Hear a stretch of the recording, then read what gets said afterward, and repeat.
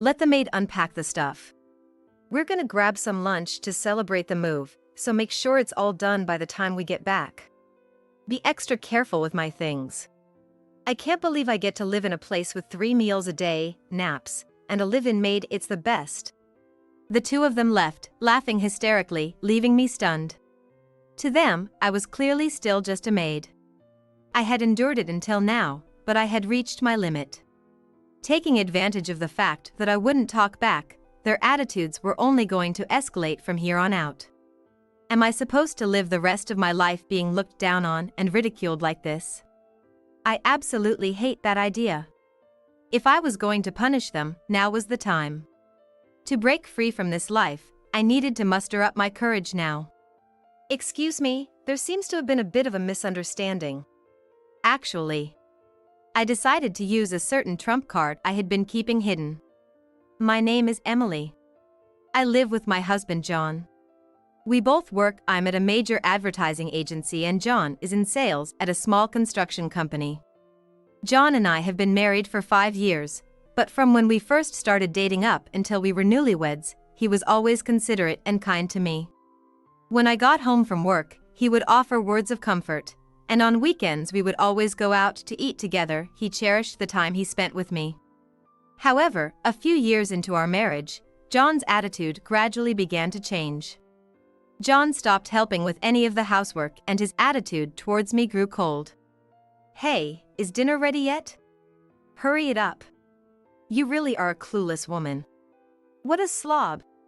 When I would come home tired after working overtime, as soon as John saw my face he would start demanding dinner. John had already come home, taken a shower, and was relaxing on the living room sofa playing on his phone, but I had to start preparing dinner immediately after getting home. We both worked, but no matter how much overtime I did, no matter how tired I was from work, all the housework was my responsibility. I work too, you know? Why do I have to be the only one doing the housework? If you get home earlier, you could at least try to be a little more considerate.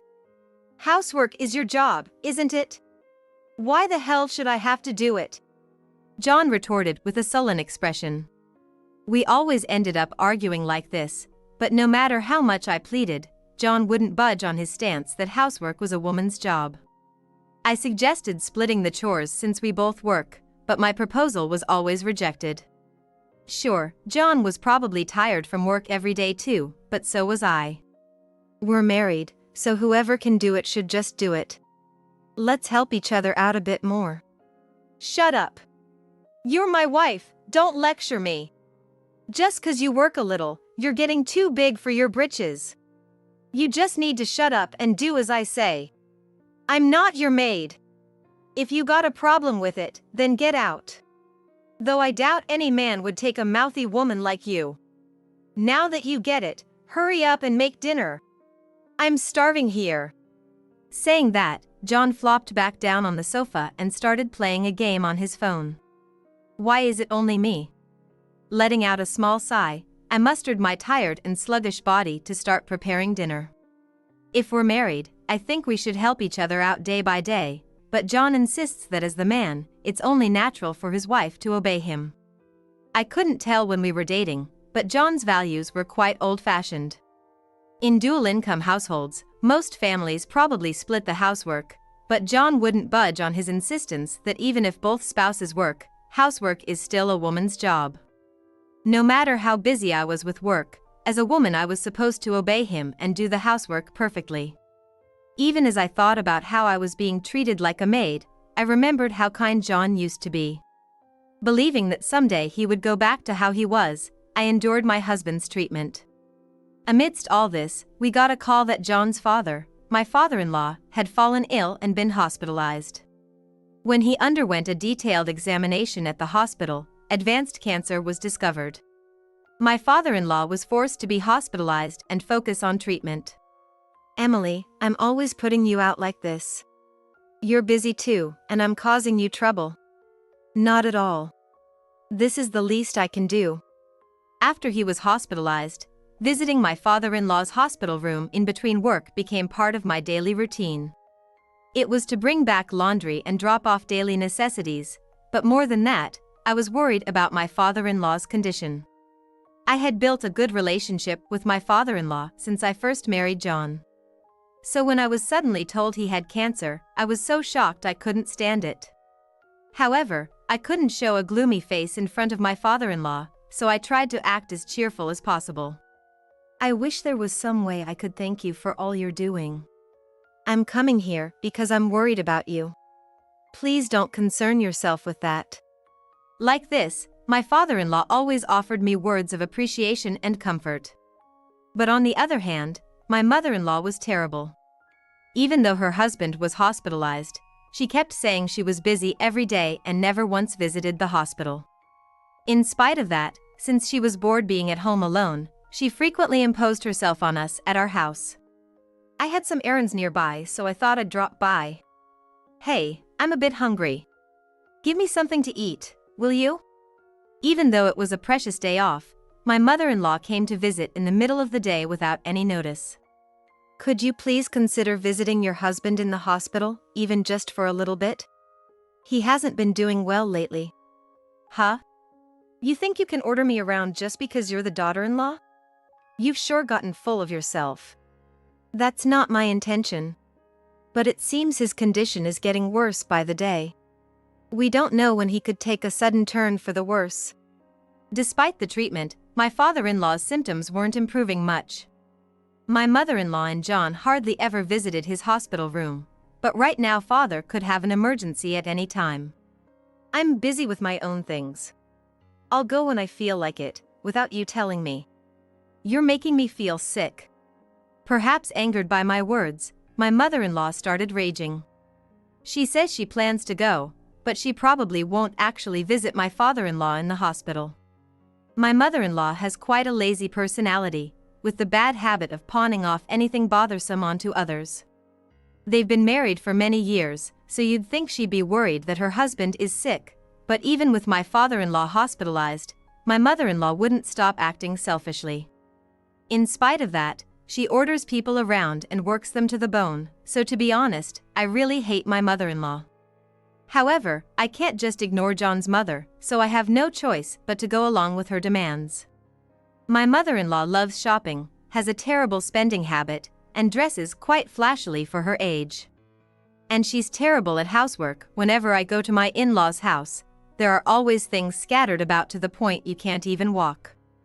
Apparently it's always been like this, and even though my father-in-law would help tidy up, my mother-in-law's aversion to housework never got better, so he eventually gave up. John probably insists so stubbornly that housework is a woman's job because he grew up seeing his mother like that.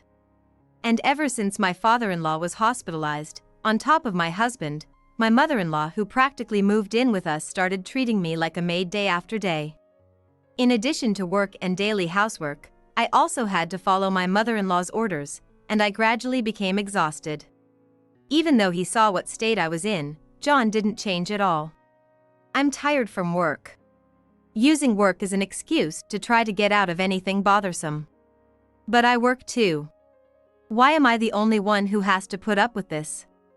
As I silently seethed with anger, my mother-in-law piled on insult to injury by saying, "Show more respect to my son. You work, so you're trying to slack off on housework and make John do it, aren't you? Stop being lazy and know your place." My mother-in-law is selfish, but she clearly dotes on her only son, as she constantly gives me unwanted advice about putting my husband first. Mom's right. This is a good chance, so train her properly for me. I'm at my wit's end with her always talking back. Far from defending me when I was being scolded, John said things to sick my mother-in-law on me. After that, my mother-in-law happily started frequently making nitpicky sarcastic remarks and complaints to me, driving me to the brink of a nervous breakdown.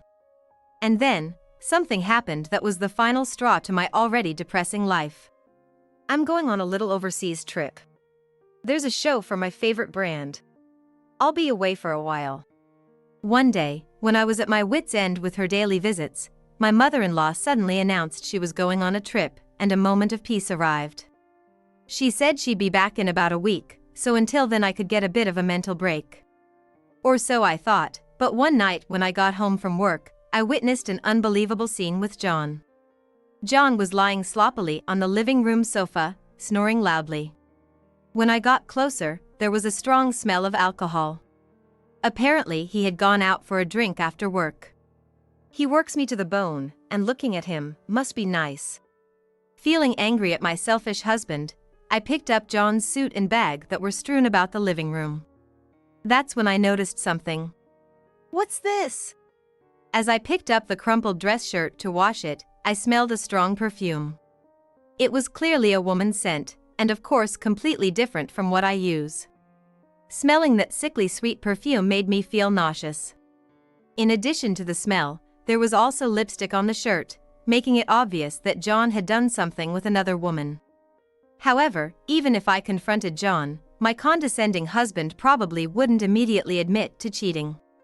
If anything, he'd get angry and call me the worst for doubting him. My love for John had already been fading due to his attitude that it's only natural for me to do everything, but today made it final. I've been working so hard for my family. I'm at my limit. I left the living room and headed to the washroom to wipe the tears welling up. Looking in the mirror, I saw my face that had become much more haggard than before. It was probably because I had lost 11 pounds from the stress. The dark circles under my eyes and the white hairs mixed in with my hair made me look older than I was. If I stay quiet, I'll just remain a convenient maid. Fighting against John and that mother-in-law of his would probably be really tough. But I couldn't stand continuing to live like this, being used however they wanted. At that moment, I vowed in my heart to get revenge on John and my mother-in-law. After that, my days of being worked to the bone continued as always, but in order to crush John and my mother-in-law completely, I bided my time and waited for a chance at revenge. Amidst all this, my father-in-law who had been fighting illness finally passed away. In the end, the cancer had metastasized throughout his body, and the doctor had told us there was no hope of recovery, so I was prepared, but it was still painful. However, because John and my mother-in-law said they didn't really get it and dumped everything on me, I didn't even have the luxury of grieving and had to prepare for my father-in-law's funeral. And after finishing all the arrangements from the wake to the burial, just as I was finally catching my breath, my mother-in-law suddenly visited as usual and said something unbelievable. "Now that my husband is gone too, I'll be living here with you starting today. Thanks in advance." I saw a large suitcase next to my mother-in-law, making it clear this was no joke. "Living together, so suddenly. I haven't heard anything about this." I said it was fine. "You got a problem with that?" John said brazenly, not looking the least bit guilty. I got so angry, I felt dizzy. How can this man be so selfish? "Of course I have a problem with it. Why didn't you discuss such an important thing with me?" John had decided unilaterally for my mother-in-law to live with us, without asking my opinion at all. I couldn't just not object to this. Why should I need your approval? Anyway, it's already been decided that she's living with us. How could you just decide something like that? If Mom's here, she can help with the housework you've been slacking on. Isn't that great? John said that with a stupid grin, but I knew there was no way this mother-in-law of mine would actually do any housework. "Oh, isn't it about time for the movers to get here? Hurry up and bring in my stuff. I won't forgive you if you damage anything." Saying that, my mother-in-law shoved her large suitcase at me. "Let the maid unpack the stuff. We're gonna grab some lunch to celebrate the move, so make sure it's all done by the time we get back, got it?" John said that in a rough, condescending tone. "Be extra careful with my things, you slob." "Come on, John, let's go. I can't believe I get to live in a place with 3 meals a day, naps, and a live-in maid. It's the best." The two of them left in high spirits, laughing hysterically and leaving me stunned. To them, I was clearly still just a maid. I had endured it until now, but I had reached my limit. Taking advantage of the fact that I wouldn't talk back, the two of them were only going to escalate things from here on out. Am I supposed to live the rest of my life being looked down on and ridiculed like this? I absolutely hate that idea. I knew that if we started living together, I would end up being used by these two even more than before. To break free from this life, I needed to muster up my courage now. Fortunately, I had a certain trump card in hand to send John to rock bottom. If I was going to punish them, I thought now was the time. Hello. We're here to deliver your moving boxes. Anyone home? After a while, the moving truck arrived. Peeking into the cargo area, I saw box after box piled up with my mother-in-law's things. Seeing that, I got an idea. Excuse me. There seems to have been a bit of a misunderstanding. Actually, I made a certain request to the driver and got everything ready for John and my mother-in-law's unpacking. The two of them would surely be furious when they got back. Secretly gloating that I could finally have my revenge, I was left home alone. A few hours later, the two of them came back and saw me relaxing in the living room, not unpacking at all, and their expressions turned angry. Oh, welcome back. What are you doing lounging around without unpacking? Huh? I finished taking care of all the stuff though? Don't lie. There's no way you could put away that much stuff so quickly. Hey, wait a minute. My stuff isn't in the house anywhere. What's going on? Where are my things? My mother-in-law noticed that her things were nowhere to be found inside the house and let out a hysterical scream. I told you, I put away the stuff properly. At your mistress's house, that is. What? What are you saying? Playing dumb is pointless. I hired a private investigator to look into it. You're cheating, aren't you? When I realized John was cheating, I had secretly asked a detective to investigate him. The investigation revealed that on days John came home late saying he was busy with work and had to do overtime, he was always meeting up with his mistress. I don't know what you're talking about. And don't change the subject. I'm asking where you put Mom's stuff. I already told you, I sent it all to your mistress's place. I asked the moving truck driver. I told him the address was wrong and to deliver it there. The detective had uncovered everything about the mistress. I had information on her age, the family she lived with, and her address. So I sent my mother-in-law's things to that mistress's house. Why would you do that? John's face turned pale with agitation. Just confronting you about the cheating wouldn't be any fun. Do you have any idea how much you've looked down on me until now? And my punishment isn't just about the stuff. Seeing John get nervous about what else there could be, I thrust something at him. It was photographic evidence of his cheating that I had gotten from the detective in advance. It showed John walking arm in arm with an unknown woman, looking intimate. How about that? Irrefutable proof of cheating. Secretly taking photos is cowardly. Which is more cowardly? Dumping everything on me and then cheating is the height of betrayal. This is ridiculous. Why are you sulking? You're lacking in charm as a woman, that's why you're consumed by these delusions. There's no cheating. Deny it all you want, but I wonder what conclusion your company will come to. Huh? You told the company? Why would you do that? I had also sent the photos of the cheating scene that I got from the detective to John's company.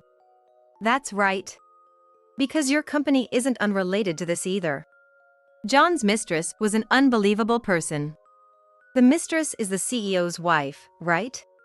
I added a note saying that office affairs seem to be rampant at your company.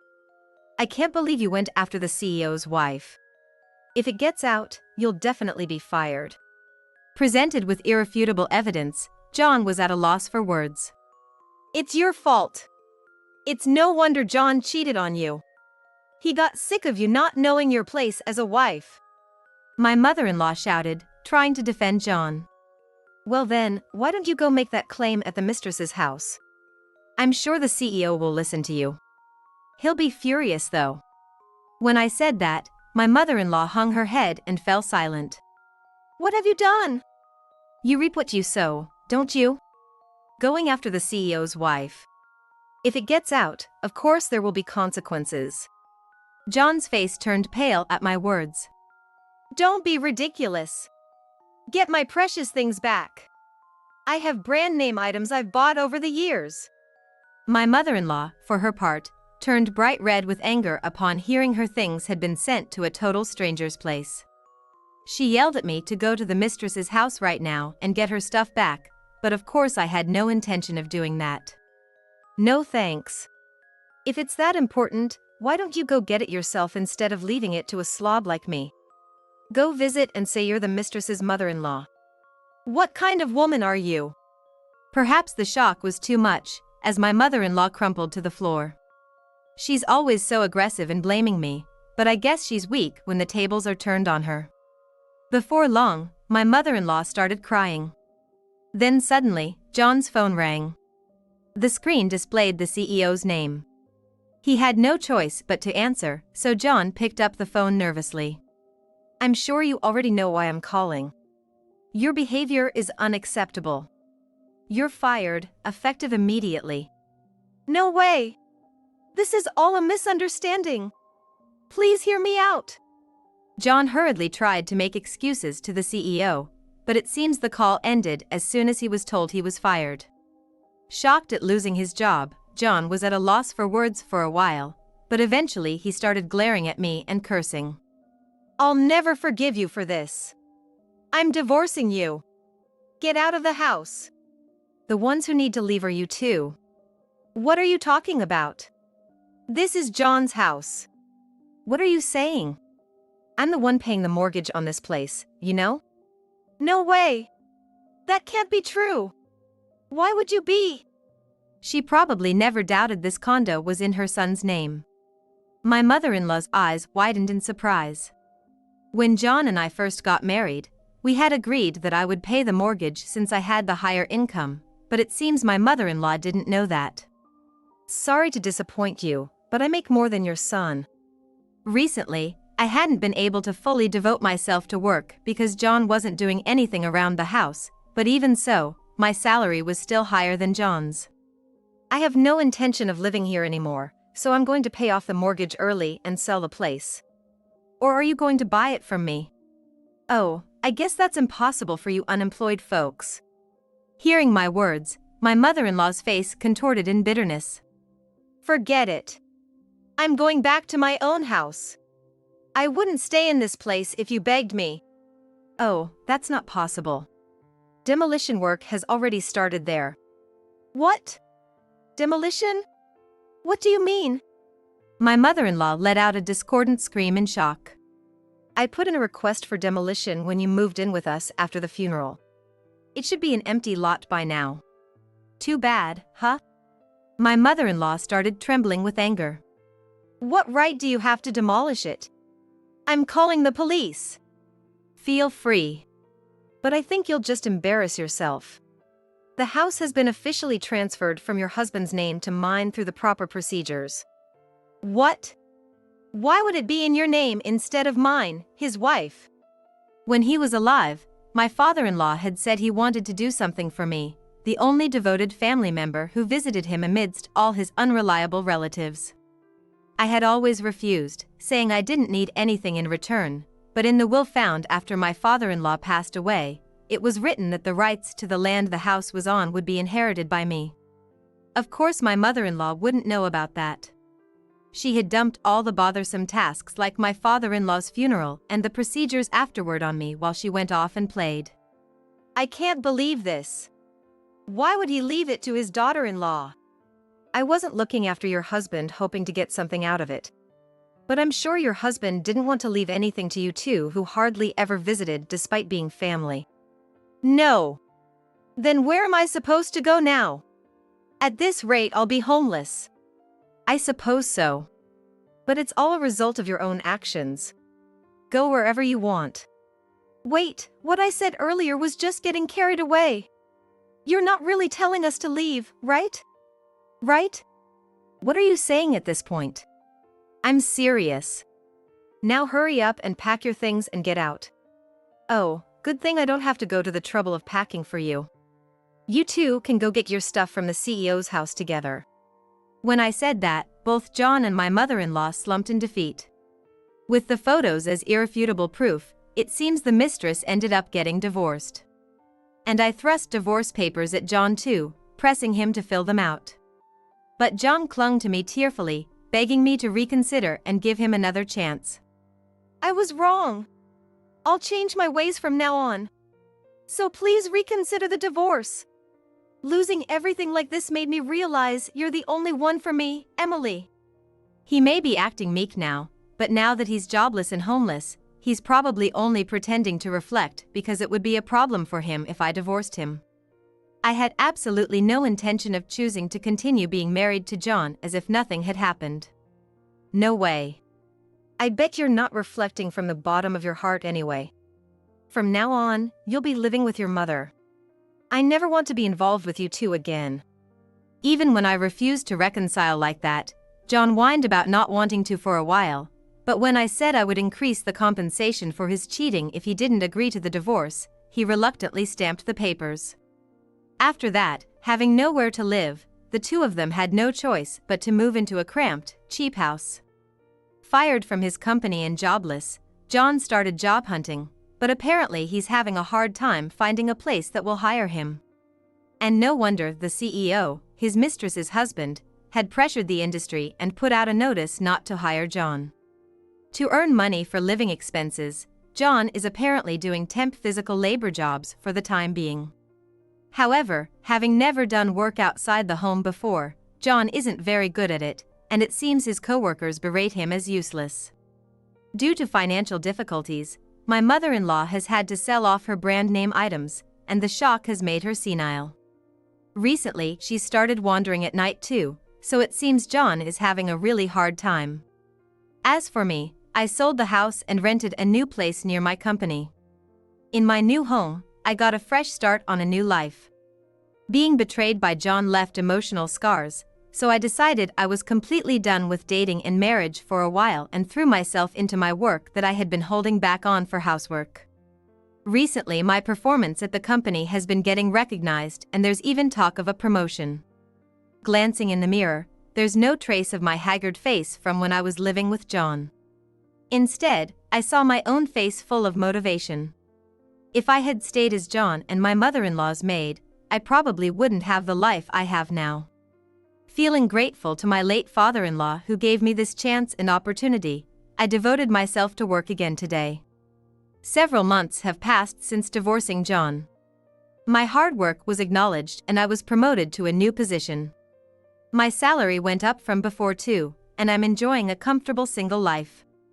I had thought I was done with romance for a while, but recently I started dating a man I met through a friend's introduction.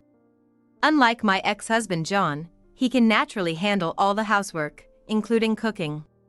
Any self-respecting adult should be able to do basic housework. He says, "Meeting such an independent man, I'm truly glad, as he doesn't even compare to John. We're living together now, but I intend to marry him eventually. I failed at marriage once, but thanks to that I was lucky enough to find a wonderful partner. From now on, I want to walk through a happy life together with him." Hey! I'm going out with my friends, so give me some money. About $4,000 should be good. No way, that's too much money. What? So you married my dad, a doctor, just for the money after all? That's why you're so greedy about money. You're really a nasty woman. Due to an illness, I can't live a normal life without a ventilator and need a wheelchair to go anywhere. Despite my condition, my husband, who was willing to marry me, had a problem child from a previous relationship. His son, now a college student, planned a trip with his friends and asked me for money. However, with the monthly expenses for the ventilator rental and other costs, I couldn't afford to give him that much. That's impossible. Ugh. You're really annoying. Always acting like a mom, and if you're not useful, you might as well leave. Just disappear. After insulting me, he unbelievably unplugged my ventilator and stole the money from the dresser, leaving the house. I was left struggling to breathe. I'm Sally, 42 years old. Now, I'm happily married with a husband and a 15-year-old son, but there's something inseparable from my life. A ventilator. Since childhood, I've been ill. While other kids played outside, I preferred reading and watching movies. Of course, I wanted to play outside, but my body just couldn't keep up. Don't you go out to play? Going outside tires me, so today I'll read the book I got recently. I see, but staying indoors all the time will make you weaker. Try to go out sometimes and play with others. Okay. Back then, my parents didn't suspect any illness, probably just thought I naturally had low stamina. But when school started and I fainted during a physical education class, they realized something was wrong. Initially thought to be heat stroke, hospital tests revealed a rare illness. I can still live normally now, but the doctor told me that gradually I will lose more and more of my physical abilities. I remember that very clearly. Am I sick? It seems so, but it's okay. The doctor will surely cure you, and you'll be able to play with everyone again. So, can you believe that, Sally? As a young child, I understood that my condition might worsen or might not be curable. My parents tried their best to encourage me, but I could sense their deep anxiety. I see. But nobody really knows what the future holds. I didn't take the situation too seriously, being optimistic about the future. However, as I grew older, even a little walk would leave me breathless. And I had to attend online classes at high school. Life became confined to my home and hospital visits, and I couldn't find joy in my life. How was your study today, Sally? It's getting more difficult, isn't it? Leave me alone. Don't just come into my room. I'm sorry. Do you need something? If not, please leave. I knew I was wrong to talk to my parents that way, especially since they always supported me. I was a high school student, and deep down, I understood that. I wondered why I lashed out at my parents like that. They hadn't done anything wrong. Despite understanding this deep down, I couldn't control my emotions and often felt self-loathing for my behavior. Looking around, everyone was putting on makeup, dressing up, and heading out shopping. When I saw people on social media enjoying their high school life, going for a trip during their breaks, it really hurt. Why couldn't I enjoy life the same way? In middle school, I didn't make many friends because I was different, and attending online classes at high school meant no new friends. Conversations were limited to my family. And I began to feel like I was trapped in a birdcage. Why is it just me? Why wasn't I born healthy? I once blurted out to my mom when I couldn't control my emotions. She apologized for not being able to give birth to a healthy child. Of course, my illness wasn't her fault. I regretted saying that to her, realizing that maybe my parents were suffering more than I was, but at the same time, I acutely felt the unfairness of the world. However, when I turned 20, I got a job at a major company through a disability program. I could earn my own money and found hobbies I could do from home. I was growing mentally and began to find joy in life. Then, before I knew it, I was 30. How have you been feeling recently? Are the medications helping to stabilize your condition? Thanks to the new prescription you gave me, I'm able to live much more comfortably. That's great to hear. On a visit to the hospital, where I went weekly, a new doctor arrived. He was older than me, with a very calm demeanor. He sincerely dealt with my illness, and since my only interaction with the opposite sex was at the hospital, it became a sort of sanctuary for me. As we got closer, he suggested that it would be good for my health to go out occasionally when I felt well. So, I boldly asked him out for a meal. I've been wanting to try the Italian restaurant right in front of the hospital. Let's go. Actually, you're my last patient for the morning.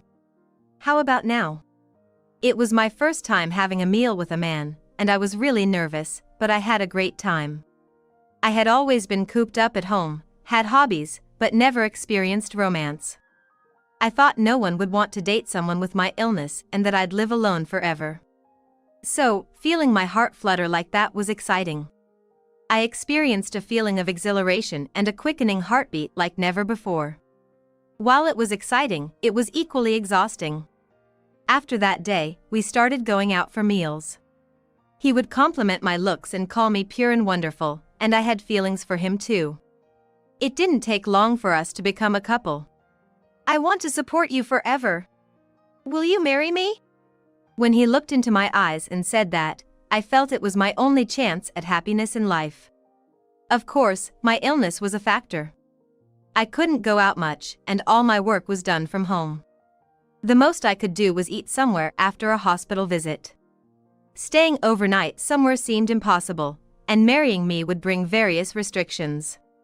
He had been married before, so he knew more about married life than I did.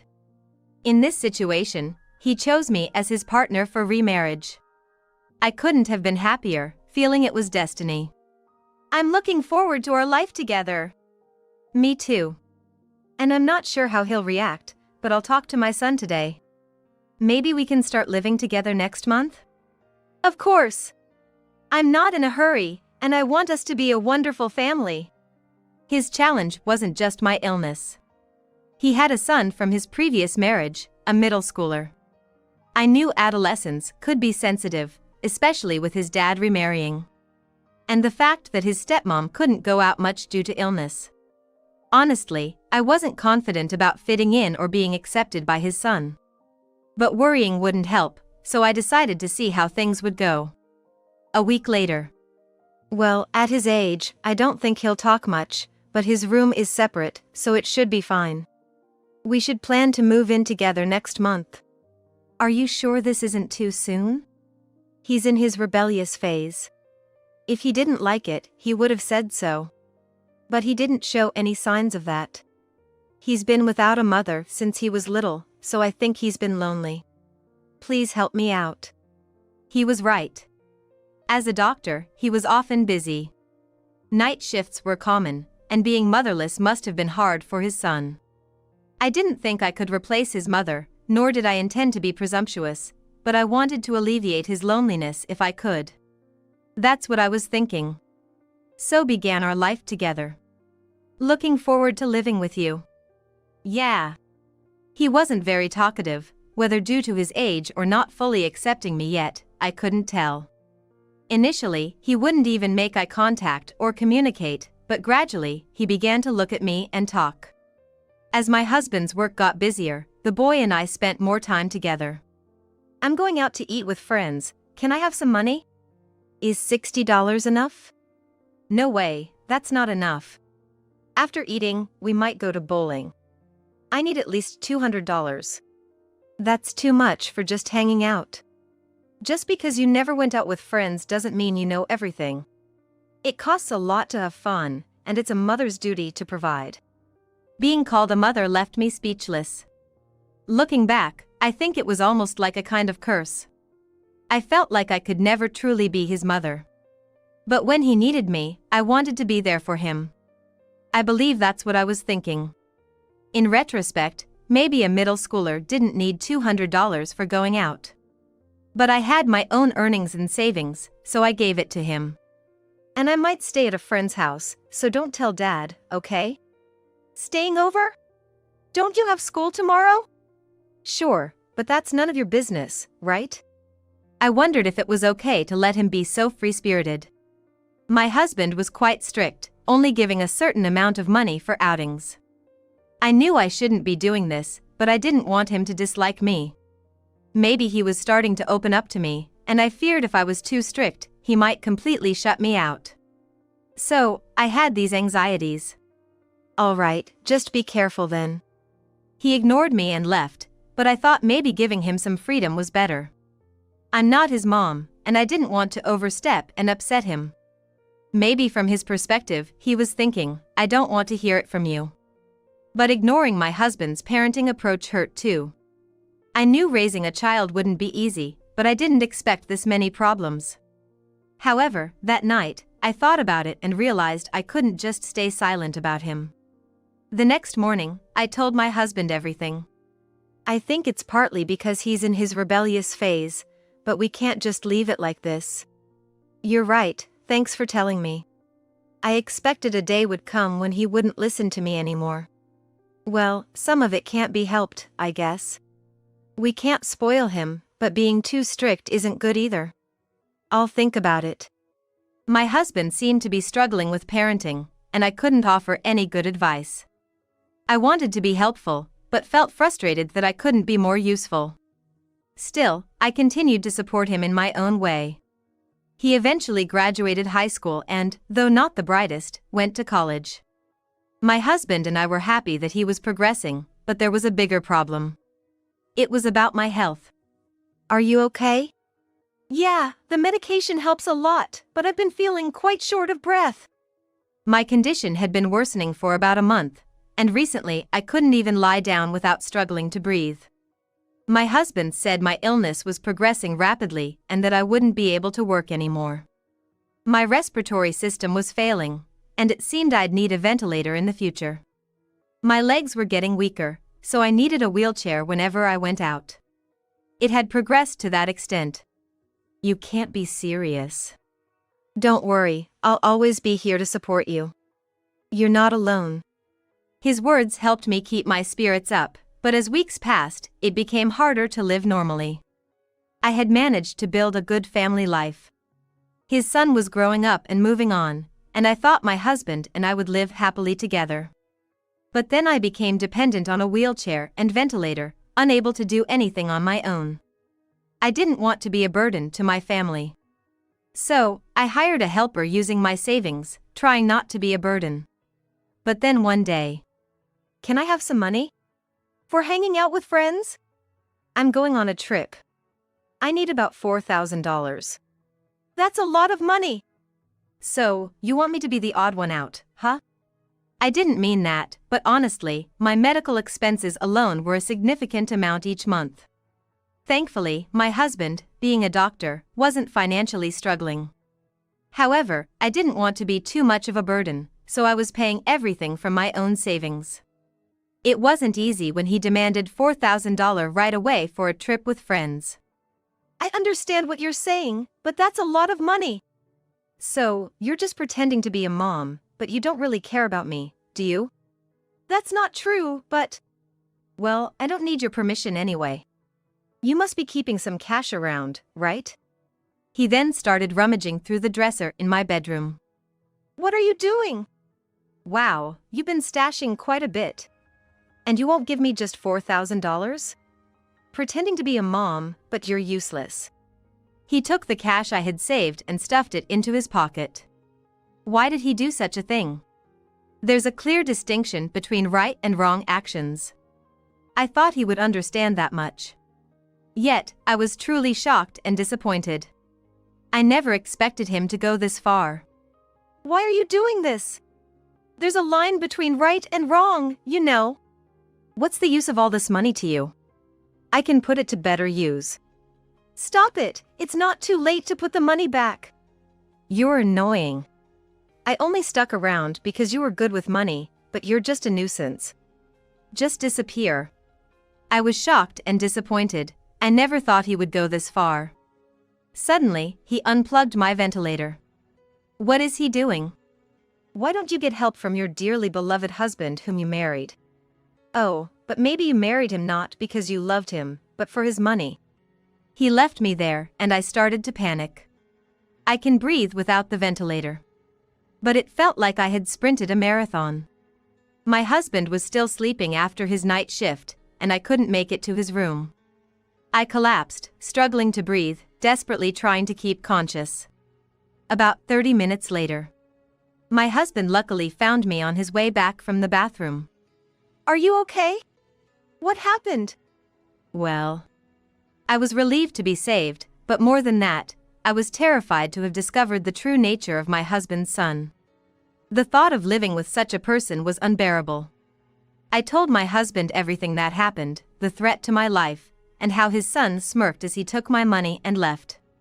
My husband was visibly angry, trembling slightly with clenched fists. I knew he was furious, but I felt grateful that he was on my side. I'm so sorry for what my foolish son did. It's not your fault, but I can't live with him anymore. Of course, I agree. But just kicking him out won't make him understand anything. I have a plan. A plan? While I was glad my husband was on my side, it seemed he wasn't planning to just kick him out. I wanted to cut ties immediately, wondering what my husband was thinking. But after hearing his plan, I strangely agreed. Kicking him out would just end our familial relationship without addressing the root of the problem. A week later, he returned from his trip. I'm back. What's that smell? Welcome back. I just got back from a business trip myself. Do you notice a rotten smell? What? A business trip? Weren't you at home? No, I expected Sally to contact me if anything happened. But nothing did. Why are you so panicked? At that moment, he turned pale and rushed to my bedroom. He probably never imagined this scenario. After my son left the house, my husband was indeed sleeping, but he was still at home. My son probably thought that if my ventilator's power was unplugged, my husband would immediately take care of it. He must have had some idea of what my husband would say upon his return. He really didn't think things through. But the situation my son found himself in upon returning was different from what he had imagined. My husband didn't know about the unplugged ventilator. The house smelled of decay. I imagine various speculations must have run through my son's head, but there was one likely possibility. Desperately trying to deny this possibility in his mind, he rushed to my bedroom. What? What are you doing here? I thought you might have gone to the police station. What's going on? And this smell? Maybe I left some meat thawing in the kitchen and forgot about it. It's summer, so it might have rotted. But you had the nerve to come back after unplugging my ventilator. If you had any conscience, you'd go to the police. But I guess you don't. When I stated this clearly, he fell silent. I had died after he unplugged my ventilator and that he had left me here, lifeless. He must have thought that. But this was a strategy my husband and I had devised, and he fell right into our trap. He must have been in a panic, thinking he had taken a life with his own hands. That's why he rushed to my bedroom, pale-faced and sweating, in a state of alarm. But it didn't happen because my husband was there to help. If my husband hadn't noticed, my life would have been in real danger. Do you realize what you've done? If things had gone as you thought, I would have been dead. Wait, did you trick me? I was really scared. Don't do this kind of thing. Don't joke. What you did is unforgivable. It's the worst thing a person can do. I just wanted to make her suffer a bit, but I didn't.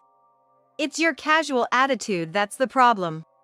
She never troubled you, and yet you're no human, you scoundrel.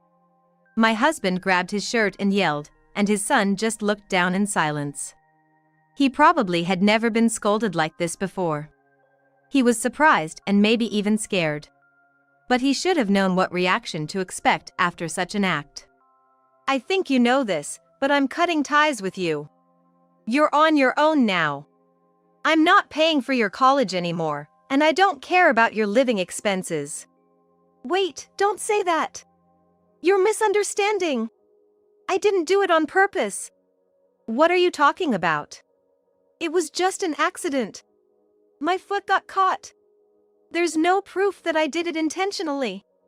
I didn't expect him to make such a desperate excuse at the last minute.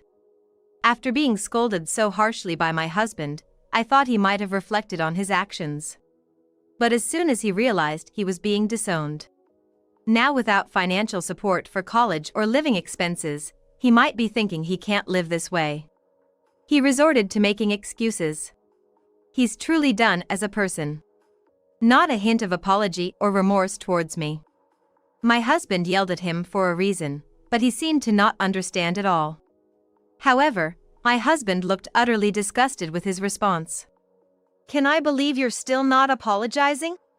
Saying there's no proof? Your actions were all recorded on camera. Recorded? What do you mean? We installed monitoring cameras for any emergencies. I've seen all the footage, and it's all recorded, including your horrible words to her. He didn't know about the camera in my bedroom because he never cared to check. But that's not the issue. The problem is that he continued to lie to my husband until the very end. Why couldn't he just apologize honestly?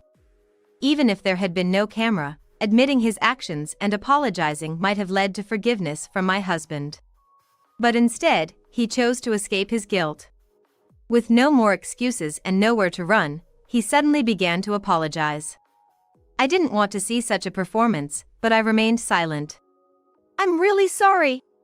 I'll apologize as many times as needed and reflect on my actions. Please forgive me. Choose now. Leave immediately or get reported to the police. With the camera footage, you know how serious this could be, right? Wait, are you really going to turn your own son over to the police? What you did doesn't deserve to be called son. A person who treats others like tools has no rights. You're no longer my son. When my husband spoke those words, he collapsed to his knees and began to cry. After always exploiting me and smirking whenever he received money, he had lost all his smugness. He might be regretting and reflecting on his actions now. Or maybe he's just regretting, not truly reflecting. But seeing him so miserable doesn't change my mind. I won't forgive him. Indeed, my illness might have been a burden. But there's a line between what's acceptable and what's not. A person who can't make such a distinction doesn't need a conscience. You're not to come near this house again, and don't contact us ever.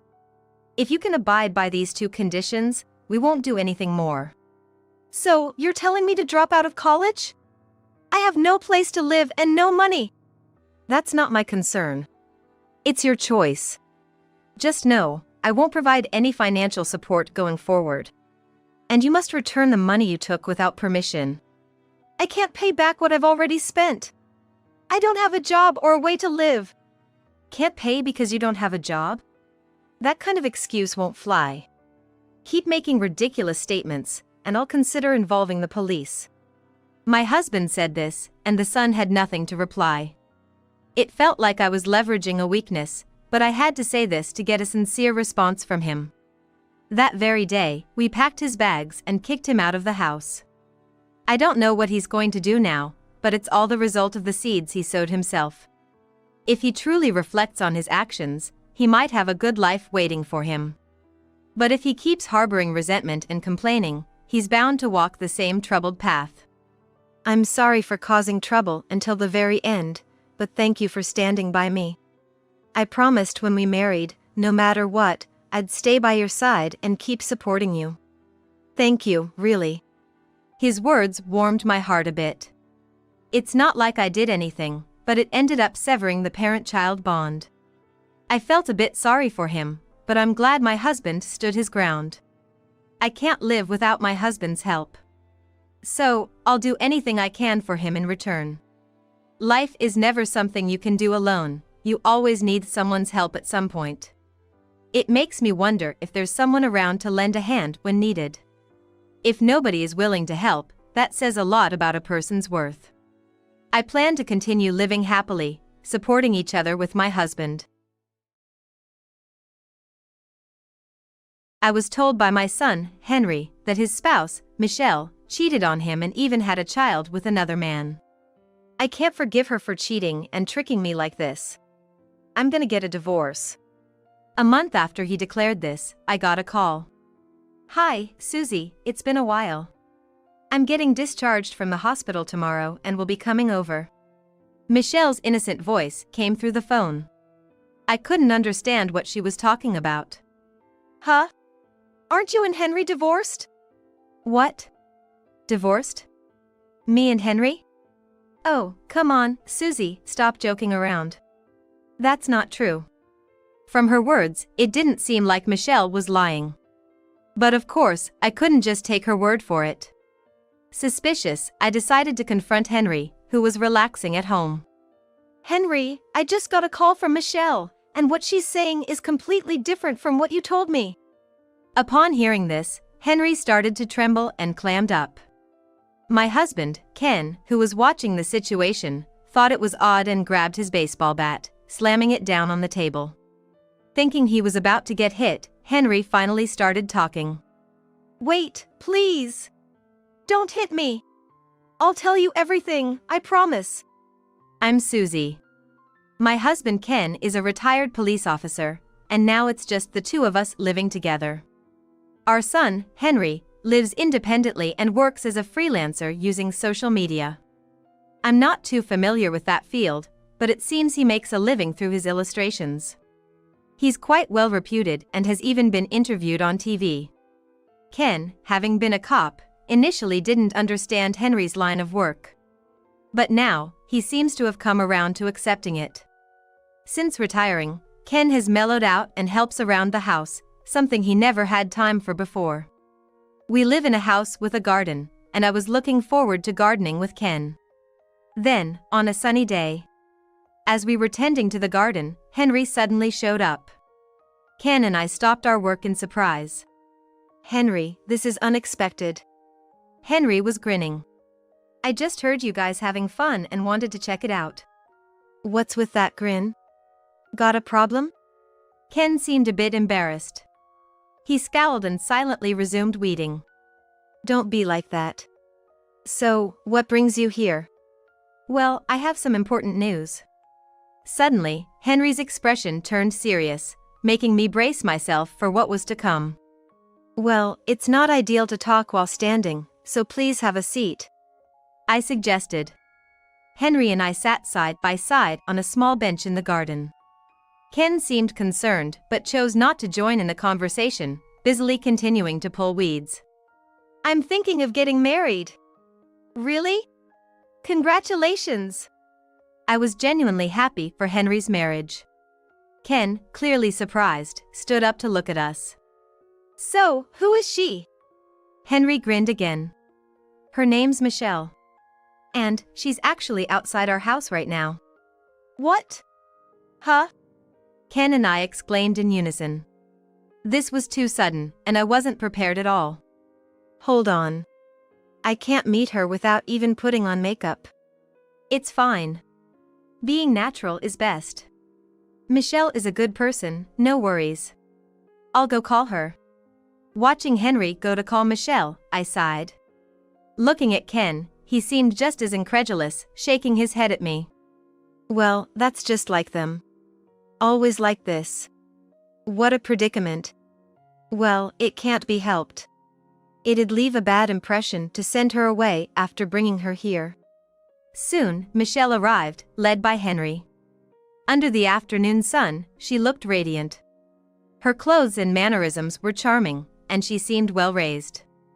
I felt embarrassed about my own attire, impressed as I was by Michelle. Mom, Dad, let me introduce you. This is Michelle. Nice to meet you. I'm Michelle, Henry's girlfriend. Thank you for coming here. Normally, we should have greeted you properly inside, not out here in the garden. Oh, that's all right.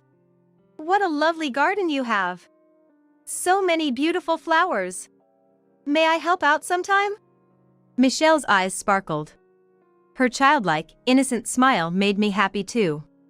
Ken also looked pleased. Well, Henry's really lucky to have you. He might not be perfect, but please take good care of him. I also ask you to take care of him. But Henry, next time, make sure to tell us in advance. I chided. Henry sheepishly scratched the back of his head. Actually, Michelle was only free today, and she thought it'd make things tense if we called ahead. He explained. Michelle shot Henry a look of mild disapproval. Well, that's all right. Let's go inside for some coffee. Sorry, we have another appointment after this. We'll let you know once we set a date for the wedding. With that, the two of them left us standing in the garden. It all happened so fast, it felt like a daydream. What just happened? It's fine. Times are different from when we were young. They're both responsible adults, so it'll be all right. I guess so. Despite my worries, Henry and Michelle got married without a hitch. They seemed to be doing well even after their marriage. Living not too far from us, Michelle would come to help us out whenever she had time. We'd chat and garden together, and she'd ask to learn my recipes. Ken and I grew quite fond of her, always looking out for her. There didn't seem to be any mother-in-law and daughter-in-law issues, and our relationship was very good. However, Michelle seemed tired. Dark circles under her eyes and slightly hollowed cheeks. One day, while eating snacks, I decided to ask her. Michelle, you seem tired lately. I'm worried. I've been busy with work. Michelle was hiding something. I could feel it. Ken sensed it too and spoke gently. Michelle, don't hesitate to talk to us. We're family. It's only right to share concerns. Michelle remained silent for a while, munching on her snacks. Then, tears started to fall from her big eyes. Actually, Henry hardly helps with any housework. I understand we're both busy with work, but it's really tough when he doesn't do anything. With that, she bowed her head, her shoulders shaking. She was too sincere to complain about Henry to us, probably bottling it all up. I hugged her gently and whispered, I'm glad you spoke up. We'll talk to Henry, don't worry. We're on your side, Michelle. Thank you. I immediately scolded Henry over the phone. He fumbled for words, making excuses about being busy at work. Cut it out. Being busy is no excuse. Marriage is about supporting each other. I understand. Henry seemed to take it to heart, and it looked like Michelle's burden was lightened. Seeing her cheerful again, I felt relieved. She's such a good person, Henry should be working hard to make her happy. A few years later, in the spring, Michelle told us she was pregnant. My husband and I were thrilled at the prospect of seeing our first grandchild, but things didn't go smoothly. Michelle suddenly fell ill and, after being examined at the hospital, was found to be in a critical condition. She was diagnosed with preterm labor and had to be hospitalized. We prayed desperately for a safe delivery. Thankfully, our prayers were answered, and Michelle gave birth safely. She had no postpartum issues, but to be cautious, she stayed in the hospital for a while and planned to spend some time at our house after being discharged. I was eager to see my grandchild, but I knew Michelle's health wasn't fully recovered. About a month after, we had only made congratulatory phone calls. On a rainy day when we weren't gardening, Ken and I were watching TV. Suddenly, Henry came to our house and burst into the living room, crying out loud, "Dad, Mom, I can't stay with Michelle anymore." We were both so shocked we couldn't say anything. What do you mean? You just had a child, why would you say that? Exactly. Start explaining. Sniffling, Henry pulled a crumpled piece of paper from his pocket and placed it on the table. Michelle's been acting weird for a while. She said she was visiting my parents, but she wasn't really coming here. She's been cheating. Ken and I exchanged looks of disbelief. We knew she visited us often, so Henry's words seemed hard to believe. I know I've done wrong too, but after Mom scolded me, I seriously reflected on my actions. And yet, Michelle went and had a child. Wait, so the child Michelle gave birth to? Henry slammed his hand on the paper on the table. It's not mine. The DNA test showed no parental relation. This is the report. Can you believe it? She tricked me, acting all innocent. Henry ranted, his anger seemingly uncontainable. Rainwater from his clothes splattered on the table and floor. I picked up the report and tried to read it, but the ink had blurred due to the rain. The report clearly stated there was no parental relation. Ken also looked at the report in disbelief. I didn't want to believe that Michelle cheated and tricked him. We had built such a good relationship with her, and I couldn't imagine her doing such a thing behind that demeanor. Ken felt the same and was visibly confused. Can we trust this report? Shouldn't we investigate more? I already confronted her. Her attitude changed completely. She insulted me, calling me a convenient ATM. I can't believe that. It's true. Not just Michelle, her family blames me too. That's why freelancing is no good, they say. I reached my limit, that's why I came here. So, what do you want to do? I'm cutting ties with Michelle. I don't want anything to do with her family either. You mean divorce? Yes. I have all the evidence. I'm not at fault. Henry seemed to have made up his mind. The situation had progressed so far, there wasn't much we could do, but I wished I could talk to Michelle one more time. All right, we'll be prepared for that. Thanks, Mom. It means a lot. But don't contact Michelle or her family. I'll handle everything. If that's what you've decided, do as you wish. But please, no trouble with the police. I know. I'll be going now. Henry picked up the report, stuffed it in his pocket, and left quickly. After that, we went through some gloomy days. There would be no more Michelle helping in the garden, no more requests to teach her cooking, no seeing our grandchild. It was a saddening thought. I thought we were starting a more joyous chapter in our lives, but this felt lonely. Ken didn't say it, but he seemed lonely too, quietly weeding the garden. Then, one day, about a month into this somber routine, we got a phone call. Hello, this is Susie. Oh, hi Susie. It's been a while. I'm feeling much better and will be discharged from the hospital tomorrow. I'll be heading your way with the baby, so please be ready. Michelle's innocent voice came through. I couldn't understand what she was talking about. Huh? Aren't you and Henry divorced? What? Divorced? Me and Henry? Oh, come on, Susie, stop joking. That's not possible. I was utterly confused and explained to Michelle what Henry had said. At first, Michelle was incredulous, but she got seriously angry when I mentioned the trickery accusation. That's just ridiculous. Henry was the one who restricted me, saying not to meet other men. I followed that rule, and now he accuses me of cheating? Unforgivable. From her words, it didn't seem like Michelle was lying. But of course, I couldn't just take her word for it. Okay, I understand. Henry is actually at home now. I'll talk to him. Please do. Right after I hung up the phone, Ken came back from the garden. What's going on? A little issue. Is Henry in his room? I think so. I heard some talking. I immediately entered Henry's room. He was on a call on his computer, but quickly shut the screen off as I walked in. What the? At least knock before you enter. Sorry. I made some coffee. Wanna have some? Henry seemed to sense something was off, but followed me to the living room without protest. However, there was no coffee there. Hey, there's nothing here. Just sit down. I sat Henry on the sofa and explained my phone conversation with Michelle. Henry started shaking as he listened. He refused to respond to any further questions. Ken, sensing something was off, picked up a baseball bat and slammed it on the table. Henry! Speak up. We can't understand if you stay silent.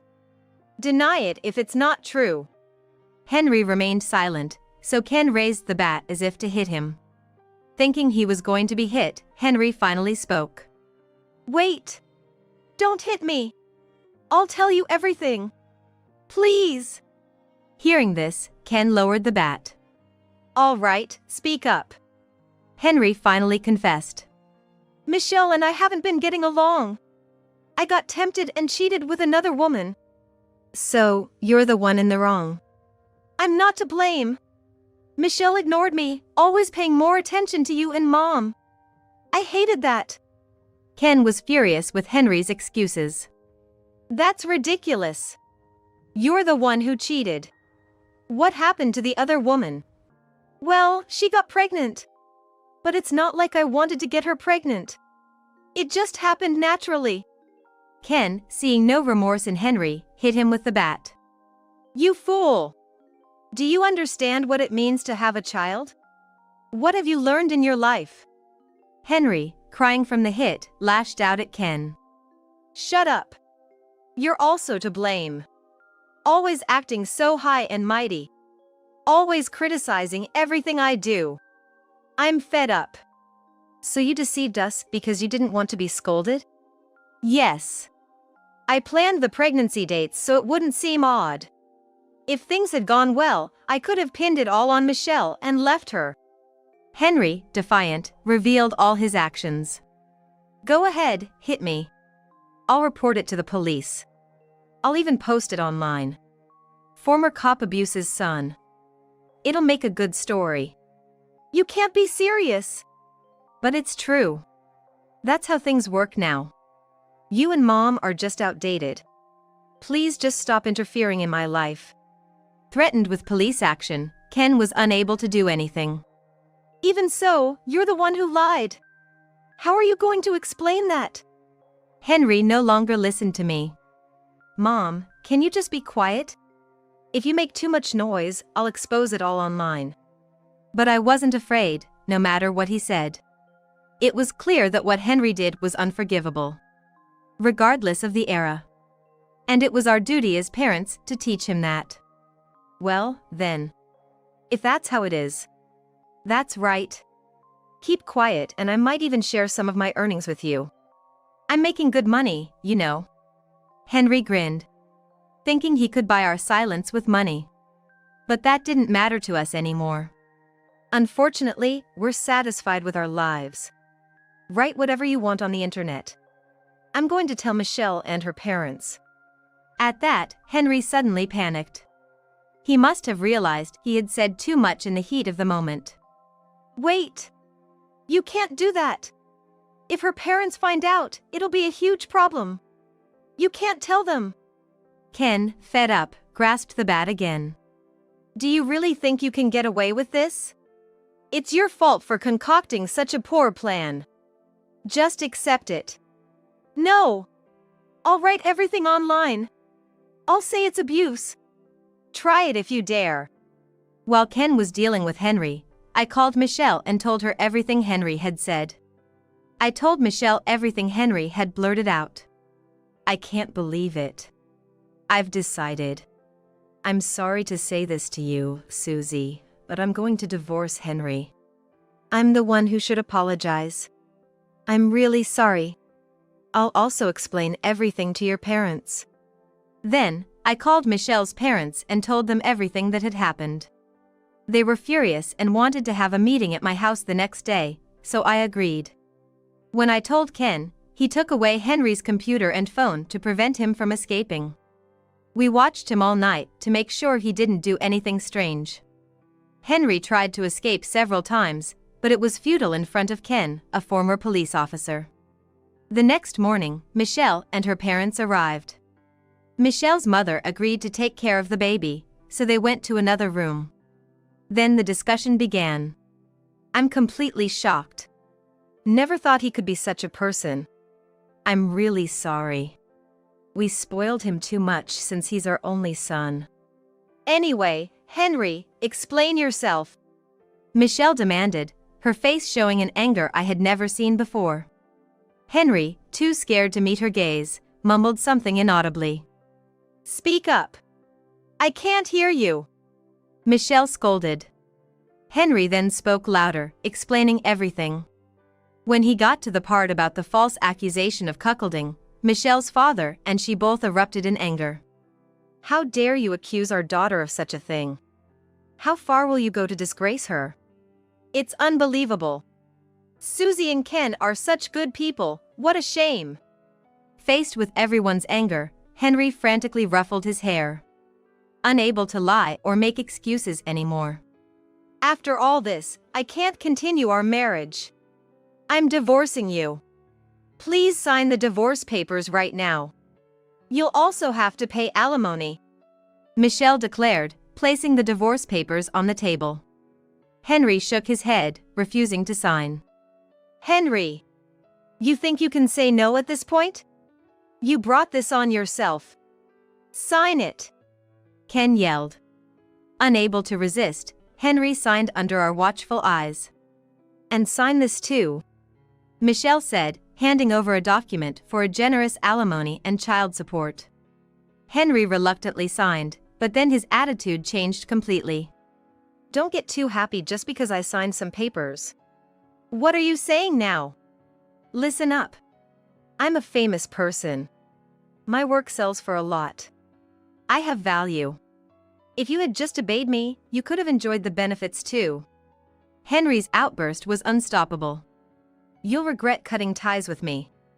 You'll come crawling back when you're poor and need money. I'll marry my mistress. I don't care about you anymore.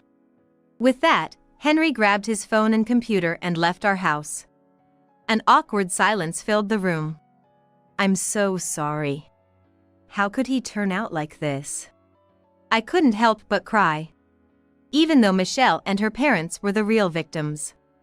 But honestly, divorcing Henry is the right decision. Michelle is a wonderful person, she'll find someone better. It's not about that. But I'm really glad I met you. If it's okay with you, I'd like to maintain the same relationship as before. Michelle's kindness made me feel even more guilty. But then, her father asked us a favor. Actually, we have a request. Our place is far, and Michelle isn't fully recovered. She also has work. Could you please help take care of her and the baby? We were more than willing. Of course, don't hesitate to ask us for anything. We'll treat Michelle like our own daughter. Everyone laughed, relieving the tension. Michelle's mother and the baby came into the living room. We spent time talking about the baby and enjoying their company. If only Henry realized that happiness isn't about money. He's such a fool. Actually, we were the ones who had been helping him get work. I didn't know that. Yes, but we'll stop that now. He won't be able to work as he used to. Michelle's father's words turned out to be true. Without their help, Henry's work opportunities plummeted. But he was too proud to ask us for help. He went on to marry his mistress and had a grand wedding. However, the divorce and his dealings got leaked online, and he faced a huge backlash. When I saw it on the news, I asked Henry if he was okay. He blamed us for the leak and cut ties with us. It didn't end there. It turned out the child of his mistress wasn't his. It was probably thought that sticking with Henry, who earned a lot of money, would be safe. Ironically, he ended up being cuckolded.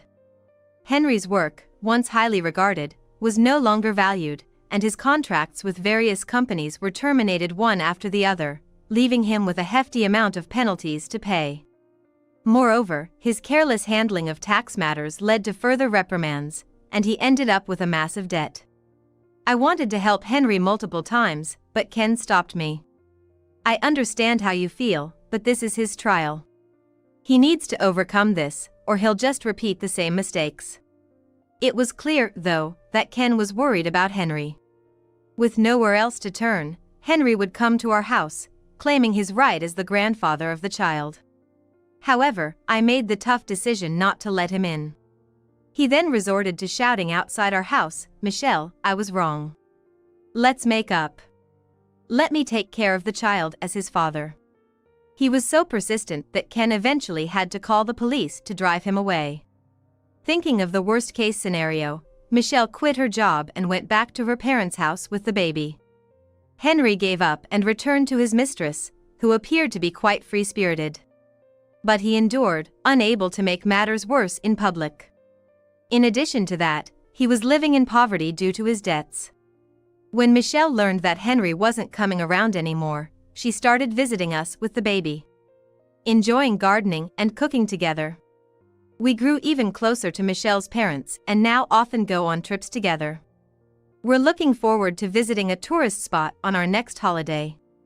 Despite everything that's happened, we're living very happily now.